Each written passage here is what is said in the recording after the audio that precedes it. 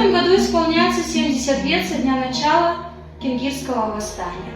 16 мая 1954 года в третьем отделении степного лагеря в Кингире мужская и женская зона объединяется.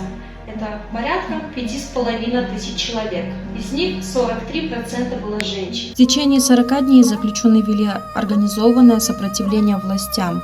Во главе восстания стояли представители военной интеллигенции советской армии, освобожденные из немецкого плена и без пересадки отправленные в советский плен.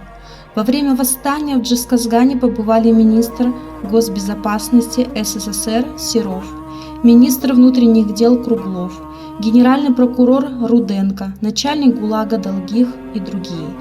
Здесь представлены документы, отражающие переписку лагерного руководства с Министерством внутренних дел о проведении мероприятия в третьем лагерном отделении, а также переписка содержит указания Министерства о применении мер. Таким образом, восстание было разгромлено. После долгих неудачных переговоров администрация выдвинула на подавление восстания танковую колонну. Последствия для руководителей восстания были трагическими. Гибели во время подавления, аресты, суды, репрессии, вплоть до расстрела некоторых из них. Руководителей сопротивления арестовали, убитых и раненых было много, по рассказам очевидцев около 600 человек. По материалам производственно-планового отдела Кингира более 700 человек. В целом для подавления восстания были привлечены 1600 человек, 98 служебных собак, 3 пожарных машины и 5 танков для разрушения баррикад и преград.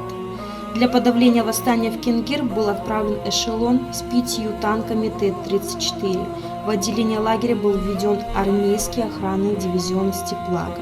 Восстание в Степлаге было одним из самых массовых, организованных и крупных протестов заключенных. Оно подорвало фундамент лагерной системы, привело к смягчению режима, пересмотру дел многих заключенных и в конечном итоге ликвидации Степлага и всей сталинской системы лагерей ГУЛАГа. Последствия Кингирского восстания серьезно повлияли как на советскую пенитенциарную систему, так и на всю политическую ситуацию в СССР.